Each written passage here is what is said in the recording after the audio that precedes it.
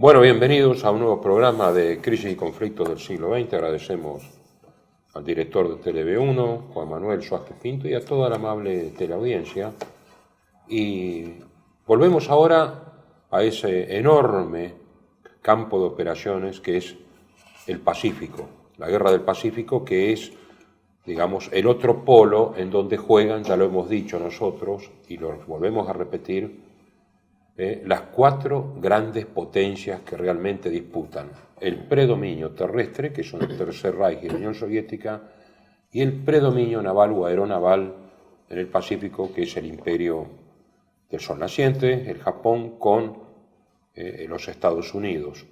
Todos los demás, incluido el vasto Imperio Británico, incluido una potencia media como Italia fascista, incluido, digamos, Rumania o los países del Commonwealth y todo, giran en torno de estos cuatro colosos que están, digamos, dirimiendo el destino de los dos polos del mundo. Estamos siempre hablando del este-oeste, ¿no?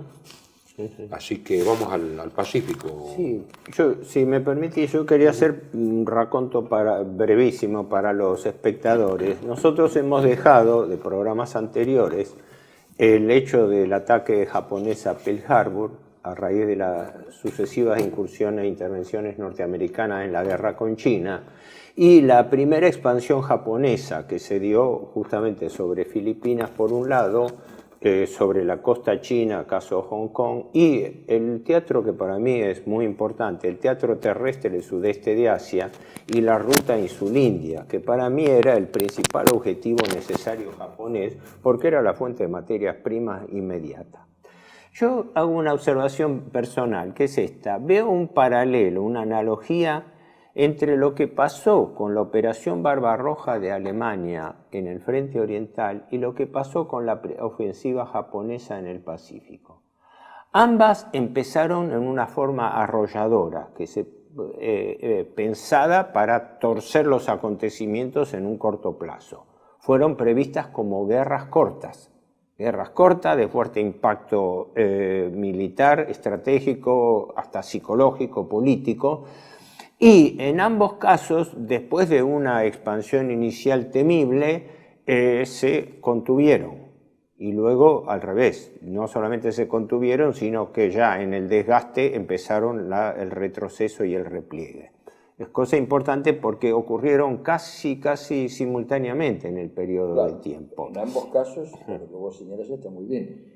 No olvidemos que lo que dijo Yamamoto al inicio de las hostilidades, antes de que se iniciaran las hostilidades, cuando se planeó el ataque a Pearl Harbor, es hasta el 43 yo puedo asegurar una serie de victorias.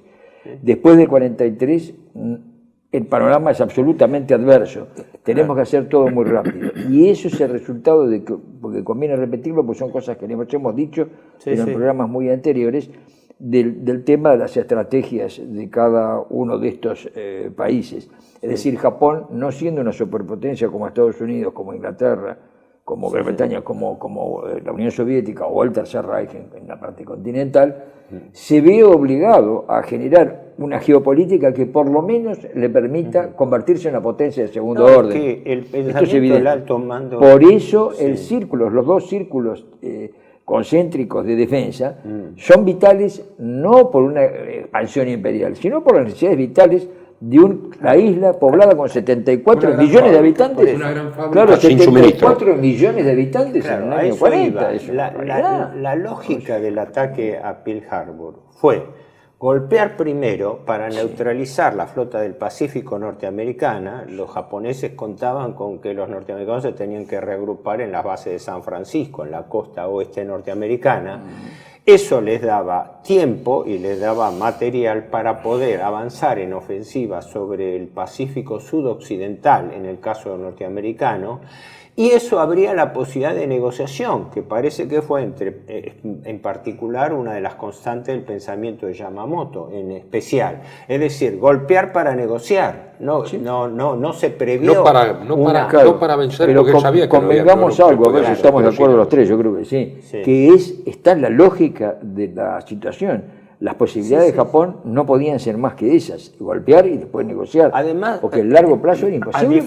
Yo creo que a diferencia de Alemania, Japón era más consciente de su debilidad frente a la potencial norteamericano y lo fue peor todavía en su evaluación de la capacidad de producción estadounidense, que fue lo que después desequilibró la reposición de naves, de aviones, etcétera, frente a una guerra de desgaste. En ese aspecto hay que reconocer que los dos, tanto la Alemania, el Tercer Reich, como el Japón imperial, y no sé si Italia, eso que lo diga Horacio, estos dos subvaluaron, no dieron el valor por eso digo, a la potencia que estaba aislada. Es decir, los Estados Unidos tienen una ventaja enorme de aislamiento.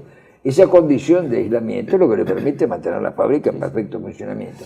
En el caso continental, que es la Unión Soviética, ese aislamiento es porque tiene Siberia. Claro, entonces las fábricas de Siberia no son afectadas por la guerra. No quería entrar aquí porque después nos vamos a desviar un poco, pero en realidad, cuando uno piensa en la guerra larga, en el único lugar que encuentra que se planificó una guerra larga fue en el Imperio norteamericano, porque tanto el Imperio japonés como la expansión alemana fueron concebidas como golpes estratégicos cortos, contundentes, destinados a encadenarse. Sin duda alguna que esa cadena al final iba a llevar a un replanteo de la geopolítica mundial, ya lo estaba llevando.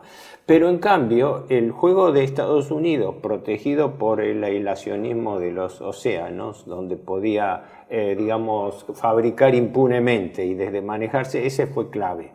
Eso y la alianza con Gran Bretaña, porque no te olvides que tiene acá un país enorme como Canadá así sobre su cabeza, que no les advierte, sino que es un complemento. Entonces está claro, está absolutamente claro que eso que vos decís, que es verdad, por supuesto, para Estados Unidos es de sentido común. Tengo dos océanos que me protegen.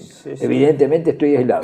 Tengo una alianza con el imperio más grande del mundo. Hasta entonces lo era el Imperio Británico. Evidentemente era esa la lógica. Aquí hay un punto que aclarar también. Hasta la segunda mitad del año 44 Japón no es bombardeada. O sea que está lejos también. Es que está lejos. Ese era Pero ¿qué pasa? El tema son los suministros. Mientras que Estados Unidos tenía los suministros en su territorio, y a precio vil de toda la América, o casi toda la América que le servía, en cambio Japón tenía que tomarlo sobre todo el sudeste asiático. Y ahí hay un toda América y África. África también. África, más las colonias británicas, India, etcétera, indirectamente. Entonces tenían el 83% de las tierras emergidas. Lo decía Pablo Bollo, a quien recordamos, ¿no? Decían, a principios del 43 el eje peleaba contra el 83% de las tierras emergidas. En esa frase tuya está todo lo que hemos hablado. En geopolítica, me acuerdo que, bueno, también hablándolo con Pablo, ¿no? Pero en geopolítica había un gráfico, que no sé si era del Instituto de Geopolítica o también de una coletera, que mostraba Imperio Británico, porcentaje de superficie, 25% de la superficie emergida.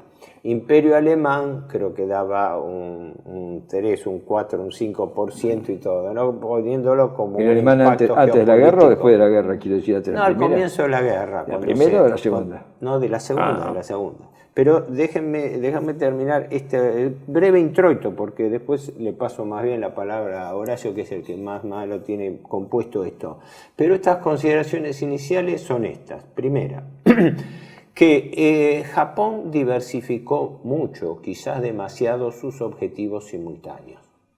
En el teatro marítimo, su dirección no solamente en el Pacífico Central, porque el ataque a Pearl Harbor después tenía que ser contenido, el salto de Isla Wake, de Midway, la Hawái, el operativo de ocupación de la Aleutiana. Después, el centro neurálgico del Pacífico, que los japoneses lo ubicaban en el Pacífico sudoccidental, todos los archipiélagos del sudeste con centro en Nueva Guinea, que a su vez era la amenaza a Australia, donde no llegaron. Y después lo que señalo yo, la importancia del sudeste de Asia con miras a cortar la ruta de Birmania de abastecimiento a China, y lo que para mí, quizás un poco obsesionado más por el tema económico, es los recursos de Insulindia, de todo lo que era lo que ahora es Indonesia, ¿no? Con las 4 grandes islas, Java, Sumatra, Borneo y Celebes, y todo el archipiélago, que son más de 100 islas, ¿no? Incluso Nueva Guinea Oriental, ¿no? Y todo. ¿Qué quiere decir esto? Que yo llego hasta acá. Es decir, lo que fue previsto, como en la operación Barbarroja de Alemania contra Rusia, como una serie de golpes de guerra breve, destinadas a replantear el teatro de operaciones del Pacífico, eso tiene una expansión los primeros 4 o 5 meses hasta la batalla de Mar del Coral y luego ya el revés de Midway.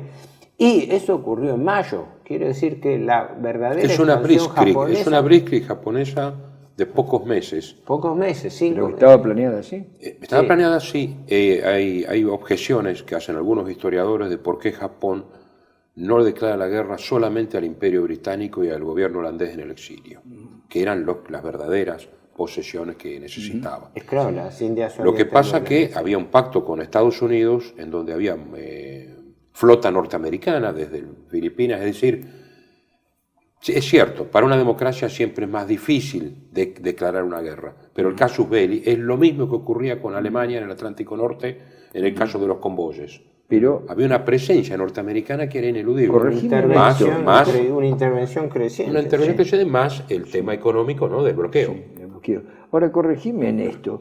No conozco estrategia japonesa sobre Australia. Aislarla sí, pero ocuparla no. No conozco ningún problema. nunca Creo que que yo no lo sepa pensaron. fue previsto. Porque si vos avanzás sobre Indochina, o sobre Indochina, digo Indochina en general, Vietnam, Laos, Camboya, etcétera, y aún sobre Tailandia, o sobre las Indias orientales holandesas, hoy Indonesia, evidentemente hay una afinidad oriental, en tanto que Australia no es nada, porque Australia tiene unos habitantes primitivos, muy primitivos, y todo lo demás son ingleses, es decir, es un territorio, es una provincia inglesa de ultramar, en realidad que Australia o Nueva Zelanda es esa, porque el elemento humano que lo ocupa son los papúas, no tienen identidad o ni similitud. Lo poco que yo he visto sobre el tema es, primero, que Japón nunca pensó ni había, que yo sepa, un plan de invasión propiamente a Australia. Lo que sí previeron es neutralizarla. Por eso todo el arco que se dio... Bloquear a Australia. Bloquear a Australia como para que no pudiera recuperar. Es que el territorio australiano es demasiado para cualquier fuerza. Pero además no tiene elemento oriental. Al no tener elemento oriental no pueden contar con la población interna, cosa que no sucede lo mismo en las otras. Es claro, hay que tener presente lo siguiente. Japón, pese a que era, presionaba sobre los países del área, pero tenía, y ya se denunciaban, quintas columnas. Tanto en Filipinas como en Birmania se denunció la presencia de lo que llamaban quintas columnas. Claro, eran el dominio norteamericano uno, británico el otro. Exacto. Así que efectivamente contaron con apoyo de gran parte de la población. Exacto. Incluso cuando los japoneses avanzan sobre Birmania, cruzan el río Irrawaddy y avanzan y cortan la ruta a China sobre Birmania, que los ingleses se repliegan a la India, estaba, como hemos hablado en otra oportunidad, el peligro de la India con el movimiento nacionalista de Sandra Bose y otro más. Porque allí hay donde apoyar el pie, mientras que en Australia no hay una población en Australia que pueda servir de quinta columna, salvo un tiempo que compraran. Pero eso no es el caso.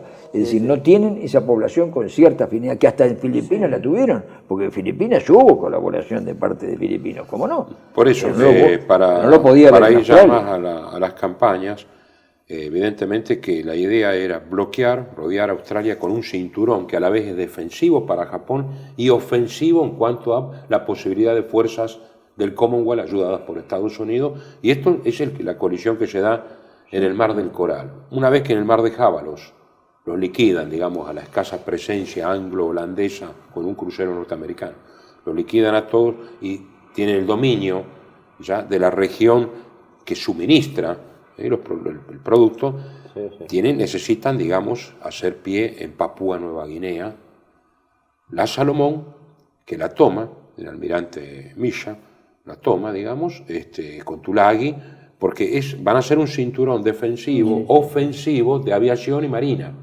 La gran base está en Truk, en las Carolinas, que la habían heredado de la derrota de Alemania en la Primera Guerra, y después pensaban que el arco, el doble arco, ¿no?, el más extendido, era Aleutianas, Midway, que va a ser el objetivo, Wake, y luego bajando Fiji, que pensaban, Fiji sí entraba en los planes. Sí, hasta Samoa, la punta era hasta Samoa. Y la híbrida, digamos, la Guadalcanal, por supuesto, y Papúa. Guadalcanal son las Islas Salomón, más Nueva Caledonia. Tomaron Rabaul y hicieron una gran base ahí, justamente. ¿Por qué lo hacen? Pues está frente a Australia. Claro, exactamente. Japón había establecido el alto mando naval, había establecido dos áreas concéntricas de defensa. Una, la que llamaban área de protección o de seguridad, que ellos llamaban la de líneas interiores. Claro, es una definición militar. Las líneas interiores son las que están dentro de lo que yo controlo. Totalmente. Yo controlo desde el punto de vista militar y económico, sí, porque ellos necesitaban recursos de esos lugares.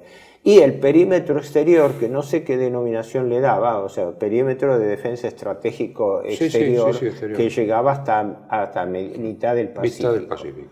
Y sobre esa base se movieron. Sí, un anillo y un cinturón. Sí. No, ese esquema es importante tenerlo presente, porque ahora cuando vos en particular entres a explicar cuáles eran los objetivos estratégicos y por qué, entonces esto es el teatro de operaciones, esto es el escenario donde los japoneses se movían. Lo que no se puede modificar. Sí. Y además una cosa importante, que sea como sea, quienes aguantaban todo el peso en todo esto, que a mí me pareció una pluralidad de objetivos, porque no nos olvidemos que en el mismo momento que se estaba invadiendo Filipinas, se estaba llegando al archipiélago de Bismarck para empezar el rodeo a Australia, que los japoneses estaban desembarcando en Borneo y en Sumatra, y conquistando todo lo que es Indonesia, que es un centenar de islas. Sí, pero además islas grandes, ¿no? Pero estuvo bien pensado eso porque le salió, pudieron ocupar. El tema era tirar el cinturón lo más lejos posible. Sí. Claro, ¿no? Claro, pero en algunos casos, evidentemente las tropas de tierra, que claro, en el Pacífico, pero en el caso de Indonesia sí, porque Sumatra, Java, Borneo, Palang, Palembang, son islas grandes, son territorios grandes, no son pequeños. No es la Micronesia del medio del Pacífico. Y un detalle importante que es esto, si bien tuvieron puntos de coordinación, pero había dos grandes escenarios, uno terrestre y uno marítimo. Claro.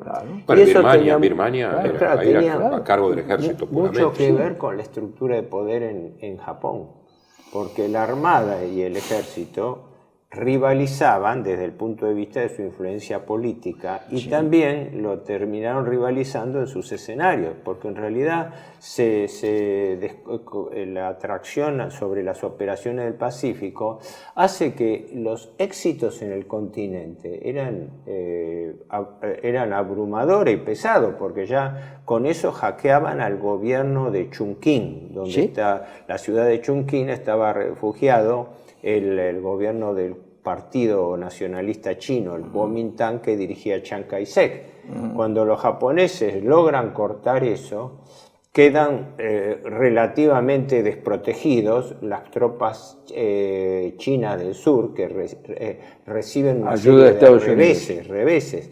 Incluso estaba allí el general norteamericano Stilwell apoyando, y creo que tienen que hacer un repliegue hackeado, porque los japoneses atacan desde el norte de Indochina, desde la zona de Tonkin, y cortan el suministro de Birmania. O sea que realmente el esfuerzo japonés, cuando uno lo mira a distancia, era un esfuerzo ciclópeo, porque estaba apuntando a 7, 8, 10 objetivos diferentes, con una excepción.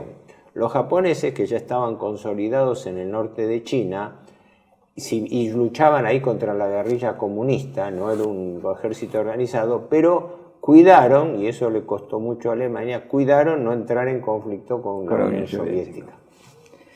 Porque había habido un incidente, lo hemos mencionado en otro programa. Antes lo de había Mukden, habido. ¿no? Claro, Mukden, y la frontera china. los japoneses se cuidaron de no abrir el frente norte, claro. No, por supuesto, no tenían tanques además para hacerlo. Era imposible un ataque en Siberia sin tanques. No había... El ejército podía ocupar Birmania, podía expertos en lucha en la selva, en lucha en estepa. Exacto. Los rusos Pero pasaban además por encima. Birmania, porque además no había fuerzas acorazadas ahí. En cambio, para entrar en Siberia necesitaba fuerzas acorazadas, esto no hay duda. Sí, era distinto tipo de combate tenía. y además ocupar el territorio soviético en Extremo Oriente se ha sido demasiado. Ahora, es cierto esto de que, y Japón tenía aviación de ejército y aviación naval. Claro. Aún antes de la Primera Guerra hemos visto nosotros que el círculo, digamos el círculo áureo en el continente de la política japonesa abarcaba hasta Mongolia. No se metía ya en Siberia, salvo las reclamaciones que había sobre las islas Sakhalin y demás, ¿no es cierto? Y las Coreas, pero no se metía en Siberia. No se metía en Siberia a pesar de haber combatido con los rusos. Si bien el general Toyo, que era el más influyente, era del ejército, en los hechos estas operaciones requerían de la Marina. La Marina era, en términos relativos, mucho más poderosa y preparada incluso que el ejército. Para los Estados Unidos también había una rivalidad entre Marina y ejército.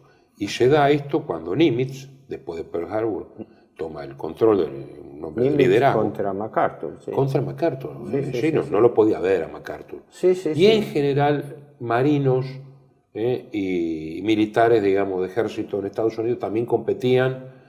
Pero ¿qué pasa? ¿Cómo lo tenía simplificado Estados Unidos? Para tomar las islas no se necesita tanto una tropa de ejército. En Guadalcanal sí, porque era muy grande. Pero para tomar los atolones y las islas chicas bastaba con el mejor cuerpo que tenían ellos, para la infantería de marina, que sigue siendo en Estados Unidos e incluso en Malvinas, en la Argentina, la infantería de marina ha sido el mejor cuerpo. ¿Por qué? Pues tiene un entrenamiento muy especial.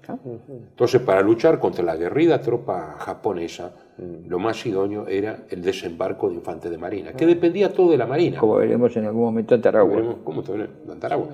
Mientras que, importante, es notable que Estados Unidos tiene 4 armas, no las tradicionales, ejército, armada, aviación, sino también tiene una 4ª arma que es la infantería de marina. No es casual que el imperio norteamericano se haya gestado sobre la base de 4 fuerzas armadas. La 4ª es una tropa de élite. Alemania también tiene lo mismo. También la tenía. Ejército, marina, aviación y Waffen-SS. Claro. Es decir, que son más o menos relativamente independientes. Son los padres de los comandos, es decir, en realidad son los comandos como un arma especializada, que es la que da el golpe, asesta el golpe donde duele y cuando duele. Hay una diferencia. Vamos redondeando. Las Waffen-SS eran, no digo rivales, pero tenían el mismo teatro y capacidad de operaciones terrestres. La infantería de marina ya era un cuerpo destinado a cubrir las operaciones militares en un área oceánica, con lo cual yo lo que resalto es que tenían 4, el imperio norteamericano tiene 4 fuerzas armadas, no 3, dentro de su esfera de organización. Tiene su propia aviación, además, la infantería de marina. También, hasta el día de hoy. Bueno, continuamos en el otro bloque. Sí.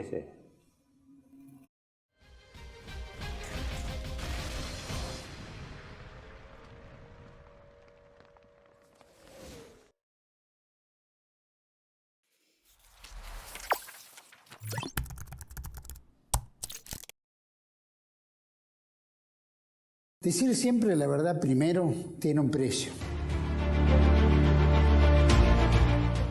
Pero todos los días, en cada programa, en cada reportaje, en cada esclarecimiento, descubrimos que decir la verdad vale la pena. Decir siempre la verdad tiene un precio. Pero cada vez que recibimos tu apoyo, entendemos que seguir luchando vale la pena. Dependemos de tu ayuda. TLV1. Toda la verdad primero.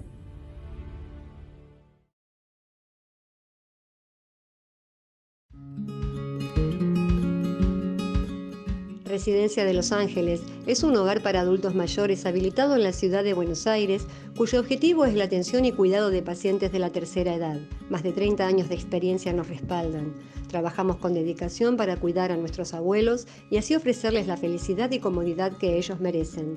Estamos en el barrio Villarreal, pasaje Francisco Bauzá 2372, casi esquina Tinogasta. Comuníquese con María al 11 61 70 45 38. Los esperamos.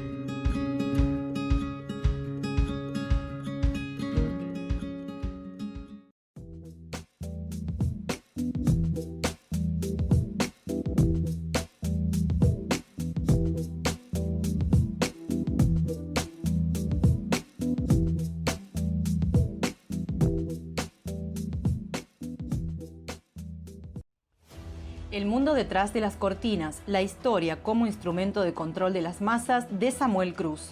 Un libro que desenmascara los mecanismos de control de las masas puestos en práctica por el Instituto Tavistock en la Segunda Guerra Mundial contra Alemania y contra la humanidad. Disponible en Argentina en editorial Cruz y Fierro. El mundo detrás de las cortinas de Samuel Cruz. Bienvenidos a CEPA, Centro de Estudios del Pensamiento Americano. Nuevo sitio web de cursos de formación en política, filosofía, historia, literatura, geopolítica, religión, psicología y más. Cursos de formación que reflejan el verdadero pensamiento americano. Lo invitamos a elegir el curso de su agrado ingresando en www.cepa.la.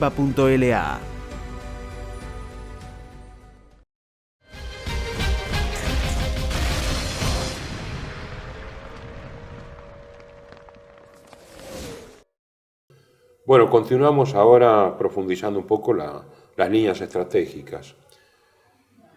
El almirante Yamamoto, que era de hecho, aunque tenía por encima al almirante Kondo, tenía, digamos, al Estado Mayor, era de hecho el hombre al cual seguían por carisma y por conocimientos. Además era de esos que, bueno, hacemos esto, renuncio, y todo el mundo se plegaba con, como dice Gordon French, con el espíritu y la unidad de una cruzada detrás de Yamamoto. Por eso era tan importante también desde ese punto de vista. Porque él tenía el cargo formal de jefes de la flota combinada. Que era creación de él. Él decía, sí. era un almirante de portaaviones, mientras que Nagumo, puesto a cargo de los portaaviones siempre, de haber sido también, porque habría una amistad ahí, era un hombre capaz, digamos. Dependía de él. Dependía de él, pero Nagumo era un hombre que venía del acorazado. Nunca entendió bien el tema. Era un marino. Era un En cambio, Yamamoto ya había pensado en los aviones mucho en 1924. Empezó a pensar en los aviones combinados con la Marina. Con la Marina. Teniendo en cuenta, él tenía esta concepción, ¿no es cierto? Japón es una isla, luego tiene que tener una Marina. Por eso miraban la Marina británica. No por afinidades ideológicas, ni mucho menos que nada tenían que ver, sino porque sabían que la Marina en Inglaterra era casi más importante que el ejército, lo fue toda su vida. Fue siempre. El ariete de la geopolítica británica fue la Marina. La Royal Navy. De la Royal Navy, sí, la Royal Navy fue el ariete. Los japoneses pensaron en eso, por eso cuando toman el modelo de Marina, toman el modelo inglés, ¿es así? Que además los ingleses eran amigos, digamos, las marinas, porque el enemigo, entre comillas, era el imperio zarista. Hasta 1905, principio del siglo. Es más, y esto es importante, el primer gran acorazado japonés lo construyen en Inglaterra, el Congo. Ellos lo copian mejorado y se armó porque además era por características que le pidió la Armada Imperial. Es como los acorazados que encargamos en Estados Unidos, el Rivadavia y el Moreno, que eran únicos en su especie, tenían lo mejor de los acorazados de la época, cuando la Argentina tenía potencia y poder y dinero, que vinieron en el 15. Era lo mejorcito en ese momento, porque quiero esto de los ingleses, esto de los alemanes, pero a los norteamericanos, que eran, digamos, neutrales, y le construyeron como ellos, y eran magníficos barcos. Y los japoneses hicieron eso. Y bueno, la estrategia de Yamamoto era, ya se dijo hasta el hartazgo, tratar una paz negociada que fuera favorable. Pero para eso había que tener una batalla decisiva. ¿Por qué? Porque se habían escapado los portaaviones de Pearl Harbor. Y él era un hombre de portaaviones y sabía que aquí había una cuestión decisiva, que era el manejo del arma aérea en el mar. Entonces, ¿qué es lo que lo fuerza todavía más? El ataque de abril del 42 de un hombre muy audaz, James Doolittle, a Tokio. El Hornet se pone a 1100 kilómetros de Japón y larga B-25, que nunca se habían utilizado aviones bimotores, pero era necesario por la distancia, y después tenían que aterrizar en la China, digamos, desde portaaviones, desde el portaaviones del Hornet, pasaban sobre Tokio, eran 16 aviones con 5 tripulantes, 80 personas. Pero el tema no era de hacer daño, sino el efecto psicológico y para el frente interno decir nosotros hemos bombardeado Tokio. Es curioso porque estos aviones, bueno, algunos son derribados. Conviene señalar que los bombardeos eran extraordinariamente eficaces en Japón porque las ciudades japonesas tienen una gran parte de su parte urbana en madera. Entonces arde eso. Los barrios de madera. De todos modos, como eran 16, los daños fueron menores y los aviones siguieron a la China y a la Unión Soviética. Una tripulación, qué casualidad, donde el comandante y el copiloto sabían ruso muy bien. Stalin los tuvo 6 meses preso. Claro. Sí, como justo ustedes aterrizan y saben ruso. Claro, qué raro. No habrán venido a ver qué pasa. Sí, después los devolvió. Yo entendí que todos habían cruzado siempre Japón muy y confiado, habían ¿no? aterrizado. Siempre muy confiado. Incluso tuvieron accidentes porque perdieron más aviones en accidentes. Y los que cayeron en manos japonesas porque cayeron en la China, no pudieron llegar a la China no ocupada, sino que fue la China ocupada. Algunos fueron juzgados digamos, como criminales y fusilados, 2 o 3, los otros los frenaron. Pero Yamamoto, ¿qué dijo? Perdóname, sobre eso yo creía que también había sido posteriormente, cuando ya los ataques a las poblaciones civiles eran despiadados por parte de la aviación norteamericana. Pero en efecto, vi los tribunales japoneses, porque los japoneses no podían entender la lógica de que las ciudades con población civil fuesen objetivo de ataque militar, y máxime con daños muy grandes por la precariedad de las construcciones japonesas y todo, y se llevó a tribunales, no sé con qué resultados, si ejecuciones o no, a los pilotos que caían prisioneros. Exacto. Porque había, digamos, como un reconocimiento mutuo entre Japón y Estados Unidos. Los japoneses no tenían ese prurito en el bombardeo de ciudades chinas, hay que decirlo. El bombardeo de Nankín, el bombardeo del 37, terrible. Pero claro, ahí había otra cuestión, ¿no? Entre Japón y China, ahí había un odio ancestral. Pero el tema una es que puja geopolítica concreta, inmediata. Pero Yamamoto se da cuenta entonces más todavía de la importancia del portaaviones. Y dice, ven que han llegado hasta acá. ¿Por qué? Porque se salvaron los portaaviones.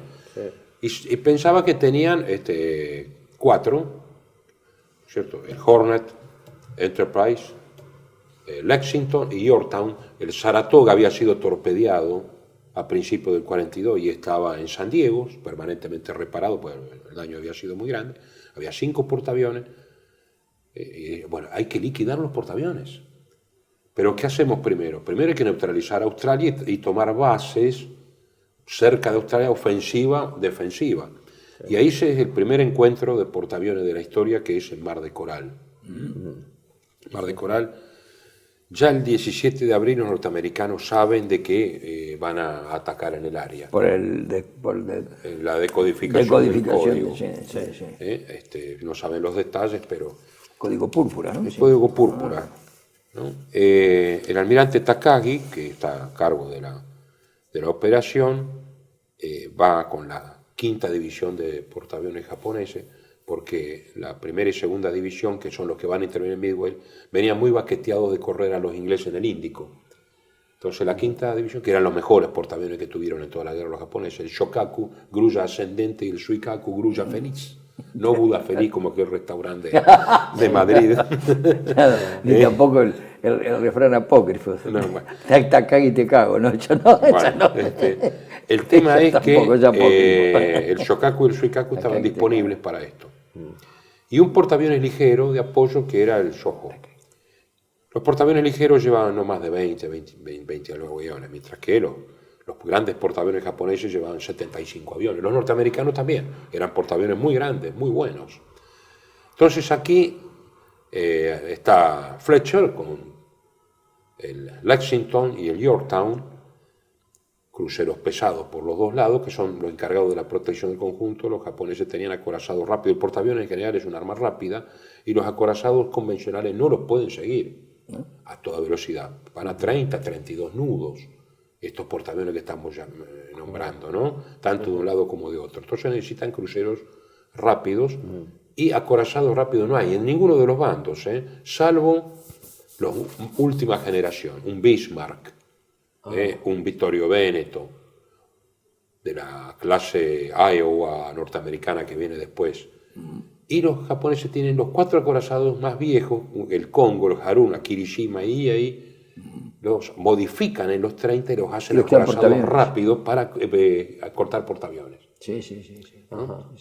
Por eso se van a lucir en Guadalcanal. Claro, después del hundimiento del Mar del Coral, decidieron, basta de acorazados, solo portaaviones. Solo portaaviones. La decisión se tomó con el Mar del Coral, no se esperó ni siquiera Midway, ¿no? Esto es una característica base general de la Guerra del Pacífico, donde más que los enfrentamientos directos navales, lo que jugaba era la relación aviones-portaaviones, es decir, porque se atacaba a distancia y entonces la efectividad era el arma aérea contra las unidades enemigas. Claro. Por eso en proporción, choques directos, batallas navales, hubo menos. Bueno, las hubo generalmente para obstaculizar desembarcos japoneses, etc. Pero en esencia la lucha era a gran distancia.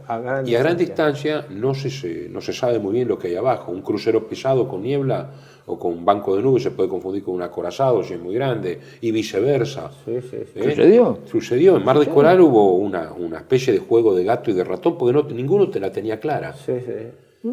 Es más, Fletcher manda una cantidad de aviones y se da cuenta de que no está la flota abajo, salvo enganchan al pobrecito el Shoho, que es un portaaviones ligero, y lo hunden. ¿No? Lo hunden ahí, pero el contraataque japonés del Shokaku y del Suikaku impactan en el Yorktown, que es un portaaviones, en el Lexington, Yorktown, pero sobre todo en el Lexington.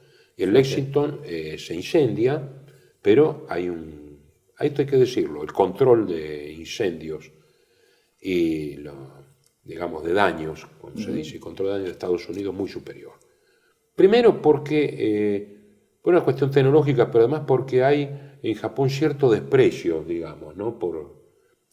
Hay que entenderlo como un principio oriental de que lo colectivo más que lo individual es cultural. Entonces, tanto la parte médica, la parte médica en tierra y en los barcos. Que vos y toda la apoyatura, la logística, la apoyatura es mucho menor. El control de daño y control de fuego es menor, y eso lo dice Fuchida y Okumiya en su libro sobre Midway, que realmente el desastre era que se incendiaban todo rápido porque no había... Era un capitán de navío, conviene aclararlo. Fuchida, Okumiya era el capitán de navío, ¿no? Capitán de navío, y Fuchida era estaba en el estado mayor de Yamamoto, estuvo en el estado mayor de Yamamoto, después de Nagumo, sí. Lo acompañó a Nagumo, y además este hombre que escribió después, sobrevivió a la guerra, ¿no? Y bueno, lo reparan al Lexington, pero sufre más ataque y al final se incendia de punta a punta, lo que ocurría muchas veces. El Yorktown se salvó, a pesar de que los japoneses le pasaron por el tema de las nubes y los bancos de niebla, pasaron varias veces. Uno de los capitanes de estos, uno de los haces de aviación, le pasó varias veces, y hubo otro caso, pero eso ya fue en Midway, de equivocación de aterrizaje, casi aterrizan sobre un portaaviones americano a último momento, pero que ni siquiera ninguno de los dos se dio cuenta. Los norteamericanos le pusieron la cubierta a disposición, y los japoneses se dieron cuenta ya cuando iban a aterrizar que Claro, además es que esta primera batalla no era todo ojímetro, digamos. Tampoco Sí, estaba sí. tan desarrollado el tema de radar. No había radar en Japón y había radar en Estados Unidos, tenía radar y Japón no tenía radar. Son cosas Todavía, sí, eso es muy importante. Perdona, para ubicar a los espectadores. El Teatro de Operaciones del Mar del Coral queda al oeste de Nueva Guinea y Australia. Sería a la entrada del estrecho que separa Nueva Guinea de Estrecho de Torres. Australia. Estrecho de Torres. Torres. El estrangulamiento se llama Estrecho de Torres. ¿Qué ocurre? Es importante porque al norte de Nueva Guinea, que es recordemos, Nueva Guinea, como Tiene tres gran isla, regiones. estaba dividida. La parte oriental pertenecía a Holanda, era parte de las Indias Orientales holandesas. Sí. Mientras que la parte occidental, Estaba dividida Papúa en dos. Nueva Guinea, era británica. Sí. Australiana y británica, dividida en dos. El objetivo japonés era la capital de Nueva Guinea, que era Port Moresby. Port Moresby, sí. Pero estaba lo que dice en la isla central.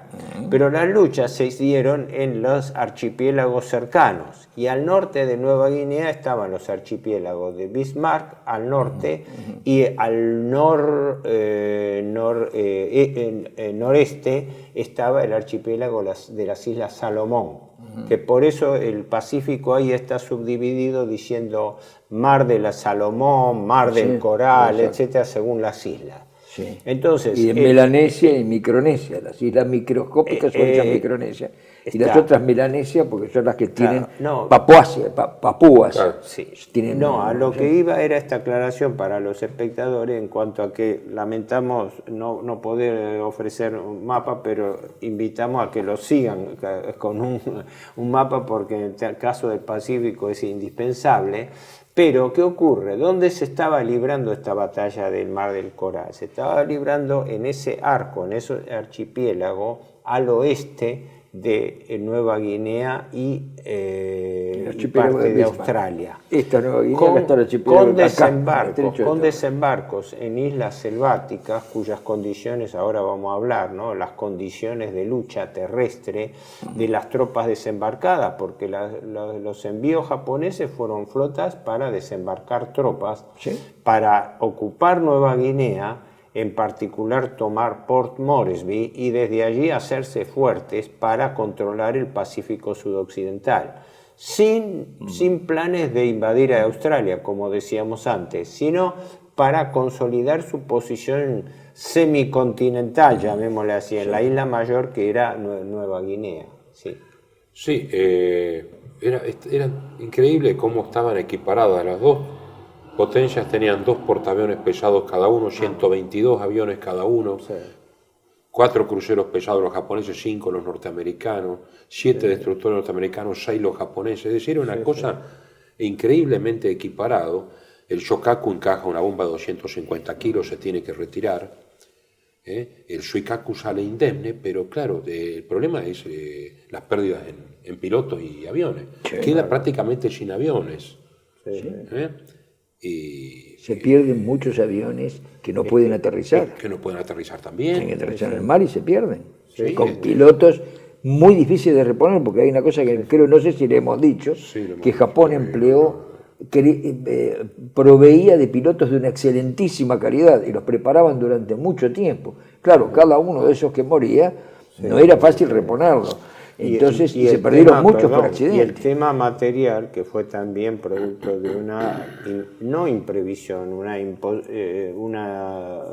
no evaluación japonesa, que fue la extraordinaria capacidad de producción norteamericana, porque la capacidad de reposición de naves, aviones, equipos y hasta también hombres que tenía Estados Unidos era muy superior a la japonesa. Entonces los japoneses empezaron a sentir cada vez más las consecuencias de eso, de que ellos perdían aviones cuyo ritmo de reposición era muchísimo menor, mucho más lento, que el de la y sobre todo los pilotos. Sí, Los Ya pilotos- antes de Mar de pilotos- Coral se habían perdido en todas las campañas 300 excelentes pilotos, antes de Mar de Coral. Es una cifra muy grande, ¿no? Piensen entonces, más los que se pierden, 3/4 partes de pilotos y aviones se pierden. Si También los por el mismos otro lado, norteamericanos pero- reconocen, pero- los mismos norteamericanos reconocen que los pilotos japoneses sean mejores que Sí. los de ellos. Hasta Pero bueno, principios del 43 Hasta eso. era difícil empardar. Lo que pasa es tuvieron que los famosos, bueno, el capitán Saburo Sakai, que después hablaremos de él, ¿no? Que ya hizo una proeza monstruosa, después la contaremos, ¿no? No, el tema de aviones fue que se daba la relación inversa. La capacidad de reposición japonesa era cada vez Menor. y en cambio la norteamericana era Cada abrumadoramente vez mayor, mayor, que ahí- era lo mismo que se presentó. y los en la- pilotos cada vez más entrenados pues podían tener combustible. La propia Estados Unidos tenía más horas de vuelo, mientras que en Japón y en Alemania cada vez se tenía menos horas de vuelo. Claro. Sí. Digamos, es lo que pasa en guerras de coalición, ¿no? El que tiene el bolsillo más lleno, dice por Kennedy, es el que al Sí, final... De eso, Es verdad. por eso yo decía el problema de la guerra corta y la guerra larga. La guerra larga implica no solamente el desgaste de las unidades, sino la capacidad de producción y, llamémosle también, el financiamiento de esa guerra. Que Por eso, estaba los países determinada. pobres tienen que hacer guerras rápidas. Están obligados a hacer guerras rápidas, esto es sentido común. No obtienen los recursos, tienen que ser rápido y negociar. Y por esta cuestión, ¿no? Por la falta de recursos. Sí. Que no es Porque el caso de- en comparación, si bien, qué sé yo, la propaganda, y no hablemos las películas ya no, pero la propaganda norteamericana exageró las pérdidas japonesas. En promedio sí, los japoneses perdían en proporción más Sí, que los norteamericanos sobre en todo- aviones y todo. Y sobre todo en infantería, tenía el mismo defecto que los soviéticos, que es Claro. la carga masiva frente a posiciones bien defendidas. Sí, pero si bien esas pérdidas fueron grandes, pero fueron más que abultadas por los norteamericanos, pero se explicaban por eso, por este desequilibrio fundamental de la capacidad de reposición, que era inherente En a todo la caso, en guerra Mar de larga. Coral, ambos bandos fueron muy prudentes porque era la primera vez que se conectaba la primera batalla de portaaviones de la historia y se retiraron. Entonces, el objetivo estratégico de poder establecer un cinturón se logra a medias. Claro. ¿no? En tonelaje pierden más los norteamericanos, pero es lo que estamos diciendo. No obstante, Yamamoto se da cuenta de algo. Hay que apretar el acelerador ahora porque los astilleros norteamericanos, y él estaba enterado porque había estado allá y además habría información, a fin del año 42 iban a entregar ya una cantidad de nuevos acorazados, nuevos cruceros y sobre todo nuevos portaaviones. Mientras hubiera pocos portaaviones, el tema era un encuentro decisivo. Este encuentro decisivo para liquidar los portaaviones norteamericanos y ahí forzar una negociación. Entonces dice, ¿dónde volver a atacar Pearl Harbor? Está demasiado en alerta y demasiado defendida. Ir a las Aleutianas, pero es, digamos, demasiado al norte. ¿Qué hacemos? Bueno, los Alaska, norteamericanos, está cerca. Alaska, los norteamericanos emplearán su fuerza de portaaviones en ese lugar. ¿Y dónde vamos? Y hay un atolón en el medio que es base de submarinos, base de reposición de la flota, porque hay muchos tanques de petróleo, etcétera, etcétera, y está equidistante de Midway y de las últimas posesiones japonesas que eran Hawái. las Gilbert, de Tarawa. Claro, está, dice, con una... Equidistante de Hawái. Equidistante de Hawái, de las demás islas, digamos, del Pacífico Sur, y sobre todo que desde allí, en un radio de acción de 2.000 kilómetros, con aviones, con hidroaviones, pueden controlar a los norteamericanos todo. Aquí van a jugar la fuerza de portaaviones, no se equivocan. No. Entonces esa es la batalla de Midway que vamos a ver en el próximo bloque. Sí, porque Midway, aclarémoslo, se considera también como isla y como atolón. Es un Creo que, atolón, sí. claro. Técnicamente, digamos, geográficamente es un atolón, o sea, no es algo- con una laguna interior. que Casi lo todas recubre. las islas del Pacífico son atolones, Sí, casi sí, todas. sí, todas. Bueno, vemos el próximo Que es lo bloque. que lo salva de las tempestades tremendas, ¿no? Porque el atolón protege. Si no, los marimotos serían una cosa tremenda, ¿no? Sí.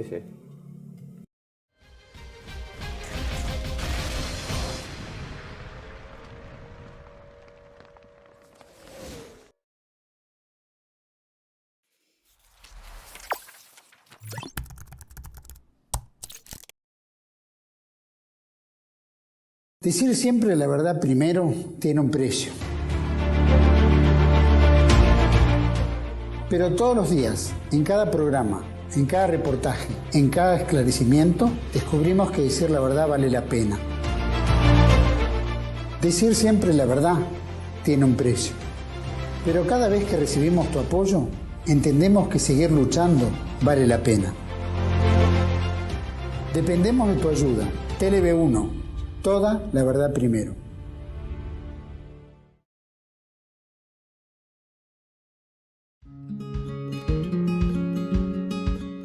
Residencia de Los Ángeles es un hogar para adultos mayores habilitado en la ciudad de Buenos Aires, cuyo objetivo es la atención y cuidado de pacientes de la tercera edad. Más de 30 años de experiencia nos respaldan. Trabajamos con dedicación para cuidar a nuestros abuelos y así ofrecerles la felicidad y comodidad que ellos merecen. Estamos en el barrio Villarreal, pasaje Francisco Bauzá 2372, casi esquina Tinogasta. Comuníquese con María al 11 61 70 45 38. Los esperamos.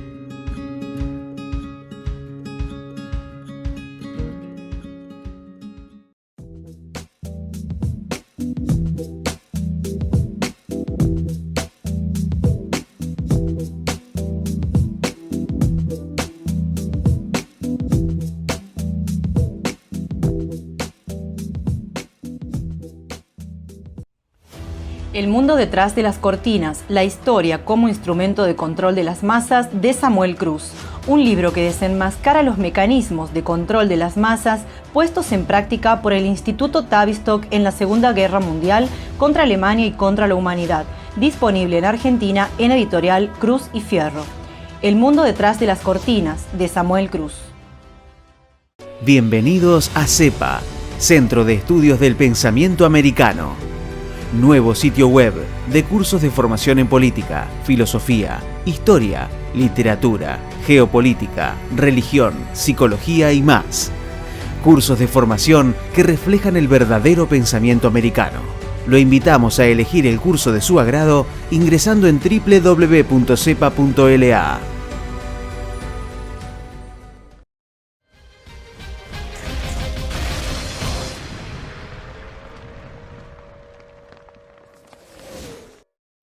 Bueno, una vez que se eligió Midway, el tema era la sorpresa, que los Estados Unidos no supieran dónde iban a atacar. Los norteamericanos sabían que Yamamoto iba a atacar, no sabían bien dónde, porque habían desencriptado que Japón iba a atacar AF, el objetivo AF. Entonces se le ocurre a un teniente decir que sin encriptación, digamos, al aire directamente, como un pedido urgente, que el tanque de agua potable de Midway tenía problemas. En menos de 24 horas, dicen AF, dicen los japoneses, tiene problemas en el tanque de agua. Entonces ahí dijeron en Midway. Yamamoto pensaba, hundido el Lexington y muy averiado el Yorktown, solamente quedaban, el Saratoga estaba en reparaciones, solamente quedaban el Enterprise y el Hornet. Si yo le pongo 4 portaaviones pesados y un par de portaaviones ligeros, las tengo todas a mi favor. Pero el Yorktown había sido reparado de urgencia en Pearl Harbor y después en la costa este de Estados Unidos. En una proeza realmente tremenda, porque la cubierta estaba agujereada. Lo repararon como fuera y empezaron a reclutar de donde fuera pilotos navales para cubrir las bajas y cubrir los aviones. Esto demuestra que los Estados Unidos en ese momento no estaban en condiciones reales de defenderse y que Yamamoto tenía razón de que había que obligar a una batalla decisiva. Sí. Porque era un punto de inflexión para ellos también. La industria estaba produciendo, pero no lo tenían en el frente. Ya disponible. No Por lo eso tenían la disponible. carrera. Mientras que la Armada Imperial era muy superior en número, digamos, los acorazados ninguno Era estaba temporariamente superior y eso lo obligaba a apurar los tiempos. Claro. Como hemos dicho. Los acorazados norteamericanos estaban anulados por el ataque a Pearl Harbor. La lógica con que lo planteó Yamamoto era provocar un incidente, porque decía que solamente a través de una victoria en una verdadera batalla naval, no solamente aeronaval, iba a poder cambiar el flujo de lo que él se veía venir, que podía ser a largo plazo que Japón perdiera la iniciativa, exacto. Sí. Claro, entonces Halsey con el Enterprise, Fletcher con el Yorktown, confluyen en Midway, viene el Hornet y vienen los cruceros norteamericanos disponibles, pesados y ligeros. Corazado no había ninguno, estaban todos anulados por el ataque a Pearl Harbor. El que se había salvado solamente el Colorado, que estaba ahí, pero no emplean ningún acorazado. Tienen la enorme ventaja de que no hay sorpresa. La sorpresa no existe de parte de Japón. Pero además hay una serie de acontecimientos fortuitos negativos. Cuando las cosas se dan de una manera positiva, lo vemos en Napoleón, cuando todo empieza a avanzar y todo se le da, más allá de su capacidad. Y después todo se le da en contra. Sí, sí. En este caso, los submarinos japoneses que van adelante para ver qué flota estadounidense se está moviendo en Midway, llegan tarde. La flota norteamericana ya estaba. Los Kawanishi de cuatrimotores que tienen que amerizar, mejor dicho, en las inmediaciones no pueden hacerlo porque ya hay aviación estadounidense controlando el espacio aéreo, los hidroaviones no pueden hacer mucho. A su vez, tienen el radar de proximidad montado en Midway y en algunos barcos norteamericanos. Los japoneses no tienen radar. Y existe el Yorktown que Yamamoto lo da por muy averiado y no es así. Entonces ya la diferencia no es tan grande. No obstante, la diferencia en calidad de aviones y pilotos sí es muy grande. La Armada Imperial emplea prácticamente todo lo que tiene. Fíjense, en fuerzas opuestas, si nosotros vemos, hay 2 carillas, casi 3 de fuerzas japonesas, y estas son las fuerzas estadounidenses. Sí. Fíjense lo que emplea la fuerza operativa. A unidades navales. A unidades navales y aeronaves, sí. Comandante, almirante Yamamoto, embarcado en el Yamato, el acorazado más grande que había, una insignia, ¿no? Con el contraalmirante Ugaki, su inseparable jefe de Estado Mayor, ¿no? Que casi lo acompaña a la muerte después. Casi. Sí. Se salvó porque... Fuerza Expedicionaria Avanzada del almirante Kunatsu, crucero ligero Katori, 3 escuadrillas de submarinos, la 3, la 5, la 13, cada uno con una cantidad de 10 submarinos para pantalla, ¿no? Sí. La primera fuerza de portaaviones de ataque, vicealmirante Chuichi Nagumo, siempre número puesto, sí, número puesto en Nagumo, sí, portaaviones Akagi, buque insignia y Kaga, 42 cazas, 41 bombarderos picados, 51 aviones torpederos. Segunda división de portaaviones del contraalmirante Tamu Yamaguchi, uno de los grandes marinos japoneses. Portaaviones Hiryu, buque insignia y Soryu, 42 cazas, 42 bombarderos picadas, 42 torpederos. Grupo de apoyo inmediato del contraalmirante Abe, acorazados Haruna y Kirishima, los cruceros pesados Tone y Chikuma. Y un grupo de cortina de 12 destructores y un crucero ligero. Esto solamente como fuerza de ataque. Sí, sí. La fuerza de cobertura del almirante Kongo, acorazados Kongo y Yei, cruceros pesados Atago, Chokai, Myoko y Haguro, cruceros ligeros Yura, portaaviones ligeros Suiyo y 8 destructores. El grupo de apoyo del contraalmirante Kurita, cruceros pesados Kumano, Susuya, Mikuma y Mogami, 2 destructores. Después está el grupo de transporte, porque también estaba la infantería marina japonesa, del contraalmirante Tanaka, que tenía eran los barcos lentos con todas las fuerzas adentro. 12 transportes mercantes, 5.000 hombres y oficiales, con petroleros y patrulleros, escoltados por 10 destructores. Miren la magnitud de esta fuerza, ¿no? El grupo de buques nodriza de portaaviones, con el portaaviones, que es porta hidroavión en realidad, Chitose, con 16 hidroaviones. El Kamikawa Maru, 8 hidroaviones, 30 aviones que venían de la base de Kure. Y el grueso, lo que se llamaba el grueso, que es la primera flota combinada del almirante Yamamoto, que iba 400 kilómetros atrás. Acorazado Yamato, buque insignia, Nagato, Mutsu, portaaviones ligeros Hosho, crucero ligero Sendai, y 12 destructores. Y una maniobra de diversión en las Aleutianas, para que los norteamericanos piensen de que iban a invadir territorio estadounidense, porque es Alaska. Claro, Atu y Kiska, vicealmirante Takasu, acorazado Yuga, Ise, Fuso y Yamashiro, 4 acorazados, 2 cruceros ligeros. El crucero pesado Nachi, de cobertura, la segunda fuerza de portaaviones de ataque del almirante Kakuta, el crucero ligero Ryujo y los cruceros pesados Maya y Takao, y la fuerza de invasión de Atu y Kiska del contraalmirante Omori, 4 destructores, un minador y un crucero ligero. Más fuerzas aéreas basadas en tierra, que transportadas en portaaviones, pero que iban a estar cuando se tomara Midway. Frente a esto, comandante en jefe, el almirante Nimitz, primera fuerza de portaaviones de ataque del contraalmirante Fletcher, el Yorktown, 25 cazas, 19 aviones de exploración, 18 bombarderos, 13 bombarderos, los cruceros Astoria y Portland, y 6 destructores. La fuerza operativa del contraalmirante Spruance, el Enterprise, 27 cazas, 18 aviones, 19 bombarderos, 14 bombarderos, y el Hornet, 27 cazas, 18 aviones, 19 bombarderos y 15 bombarderos. Son gemelos.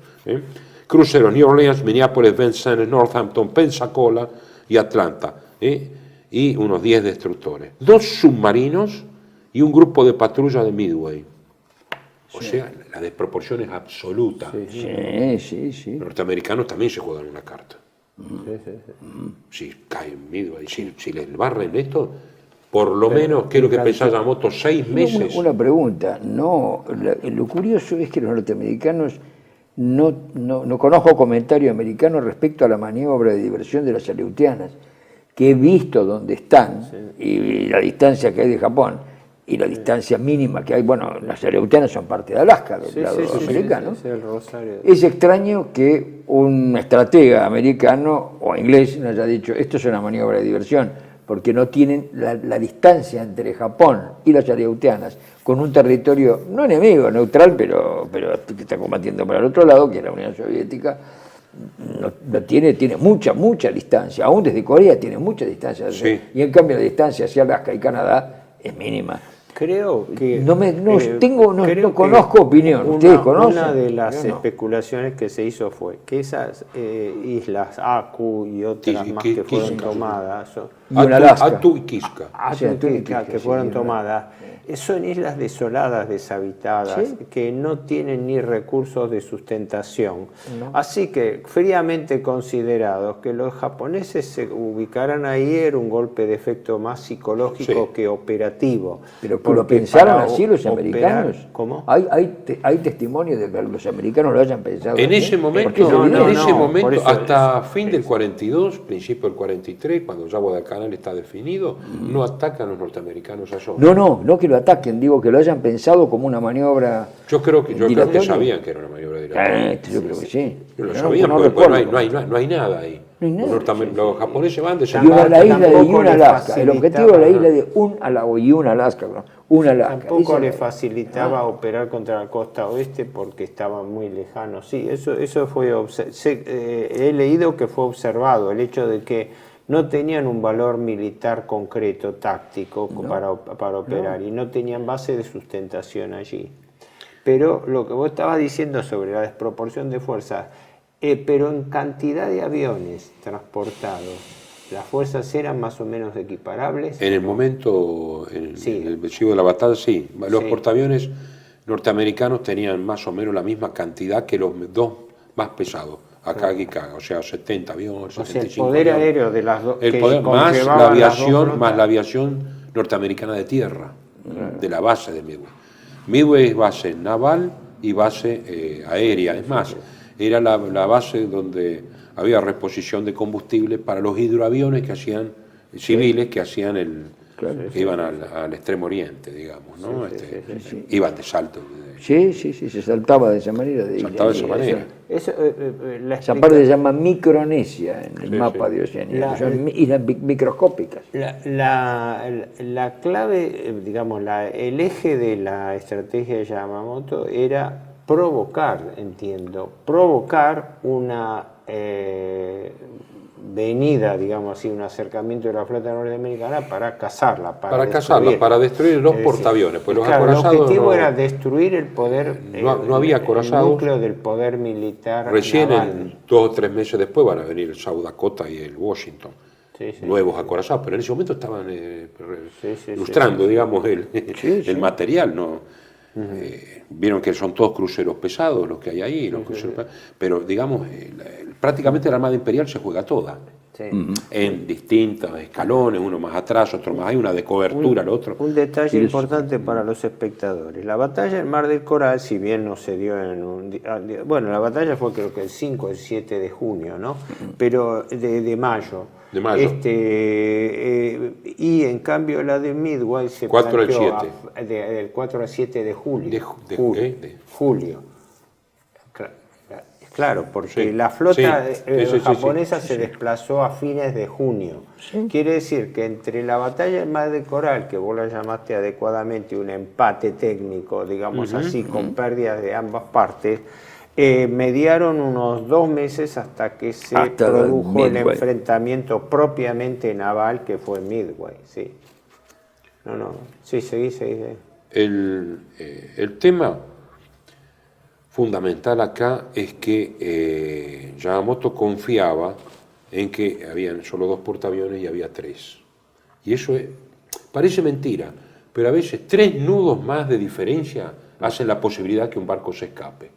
Pasó con el Bismarck, el Prinz Eugen, digamos. Cuando el barco es muy ligero, fuerza superior no lo pueden alcanzar. Un portaaviones de más son 70 aviones de más.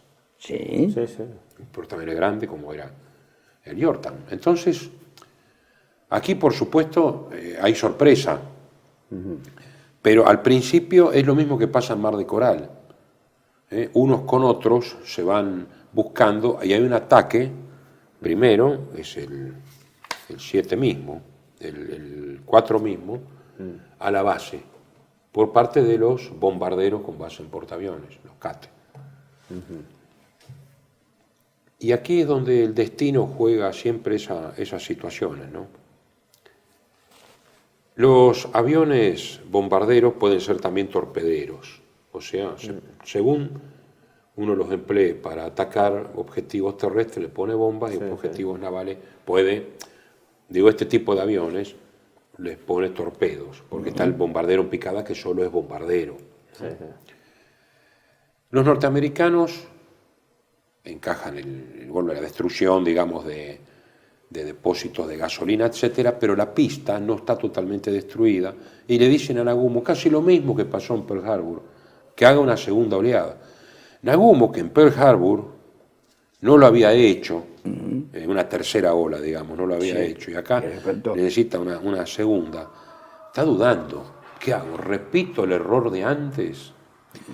Cuando ahí le vienen los Avenger estadounidenses encima, pero los cazaceros se hacen un picnic, digamos, ¿no? Entre la artillería antiaérea, los cazaceros se sacrifican. Y ahí dicen, la orden es bombardear nuevamente la isla. Estaban preparados para atacar portaaviones con torpedos. Hay que cambiar los torpedos por bombas. Al cambiar los torpedos por bombas son 30 minutos a 40 minutos, aún por personal especialista. Y tenemos las bombas y los torpedos en cubierta, más la reposición de fuel, de gasolina, porque ya habían ido la oleada de ataque. Y estaban regresando. Además, había que esperar que regresara la primera ola. Y todo eso crea, en medio de una gran confusión, viene el ataque de los Devastator, que son absolutamente masacrados, que está en una gran película del año 72, que es Midway, en donde a Tamo Yamaguchi le dice el segundo, pelean como samuráis estos norteamericanos, pues se sacrifican todos, salvo el alférez Gay, que queda flotando con su Mae West, sí. con su Mae West, digamos, ¿cómo se llama? El salvavidas, naranja típico, y es el espectador de toda la batalla. El único que se salva de todo el ataque de los Devastators, que son 16, no sé.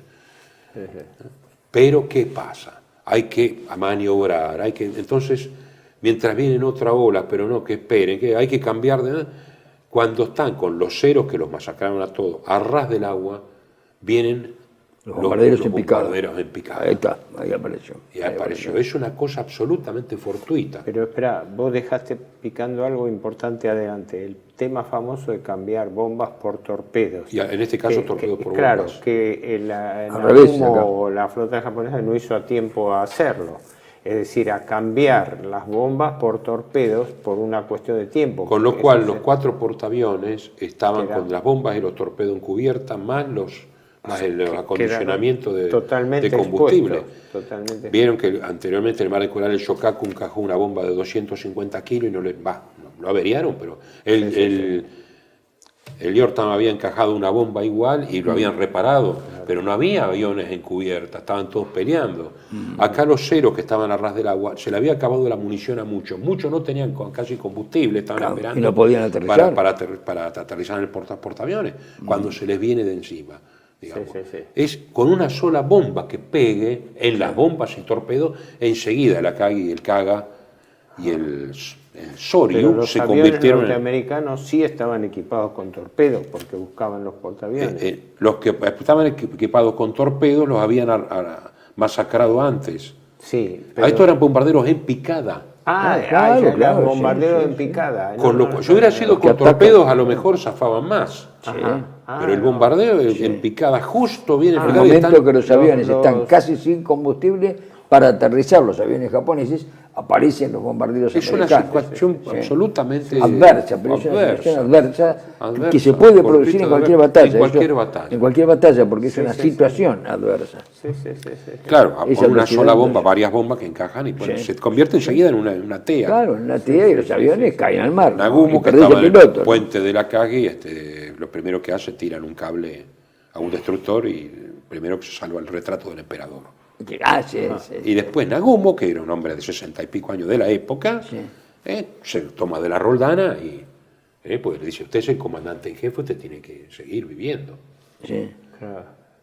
Protegido por un banco de nubes, solamente está el Hiryu, indemne, del contraalmirante Tamon Yamaguchi. ¿Qué hace Yamaguchi? No tiene todos los aviones, tiene unos aviones, la mitad o menos, y los manda detrás de los bombarderos en picada norteamericanos, con lo cual ubican al Yorktown y lo ponen fuera de lo combate, ponen fuera pero de lo combate, unen. pero no lo unen.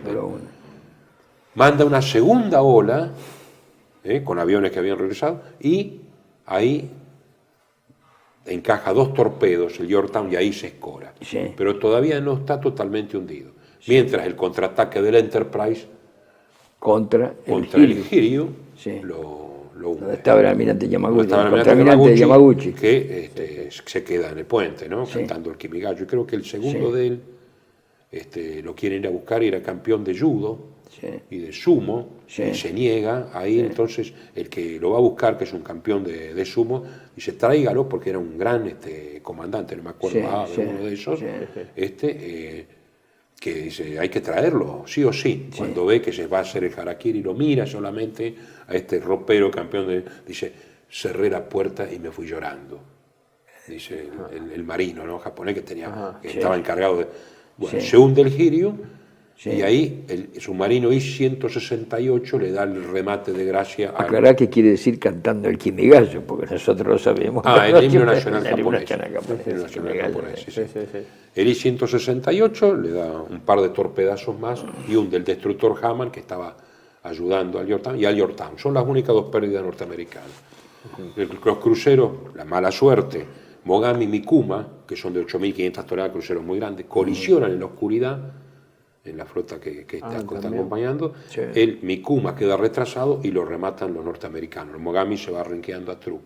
Yamamoto quiere definirlo de noche, con los acorazados, pero Spruan sabe que se le vienen todos, algunos son gigante como el Yamato no tiene nada que hacer, no tiene acorazado y se retira. Al retirarse viene el Alba y el Alba viene el contraataque, no le quedan aviones. Es curioso, porque esta suma de adversidades de la batalla de Midway no es una cosa que se cometieron errores, sino que parece que hubo un fatalismo. Creo que es Saburo Sakai, o uno de estos, o el capitán de fragata Fuchida, uno de estos, comenta que les parece que los dioses hubieran elegido esto. Parece que hubieran intervenido los dioses. El balance es curioso, fue ¿no? bueno, no llegamos al final, pero el balance fue la pérdida en total de 4 portaaviones. Los 4 grandes portaaviones. Y después fue alcanzado el... 4 grandes portaaviones, un crucero pesado, contra un portaaviones pesado y un destructor norteamericano. Bajas norteamericanas, 250 hombres, 150 aviones. Sí. 3.000 muertos, las japonesas, 800 en el Kaga, 260 en el Akagi, 711 en el Soryu, 400 en el Hiryu y 700 en el Mikuma. O sea, han salvado los destructores bastantes, ¿no? Sí, sí. Y los aviones todos, porque no tenían donde aterrizar. Pero además los pilotos. Sí, que la es lo que habíamos cantidad de dicho. aviones que se perdieron, que y estaban en pilotos. cubierta y que no llegaron a volar. Más los pilotos y bueno. Que fueron tanto como los que se perdieron en... Claro, a partir de ahí la iniciativa pasaría a manos de Estados Unidos. Bueno, Porque, a ver, como balance del programa y todo, hemos llegado a la batalla de Midway, que es considerada con fundamento un punto de inflexión del poder naval japonés de acción en el Pacífico, ¿no? Fue la derrota más importante que tuvo, ¿no? Hasta ese momento. Después iba a venir Guadalcanal y todo, pero ahí fue donde el empuje japonés ya hace su mayor Es el freno maniobra, de la iniciativa japonesa, del golpe. Y ahí se pierde la iniciativa japonesa. Nosotros vamos a seguir en el próximo programa completando este tema. Le vamos a dedicar 2 programas a este periodo de la Guerra del Pacífico para contemplar esto. ¿Qué pasó después de Midway? Que viene todo un repliegue japonés. bueno, continuamos entonces en el próximo programa. Gracias.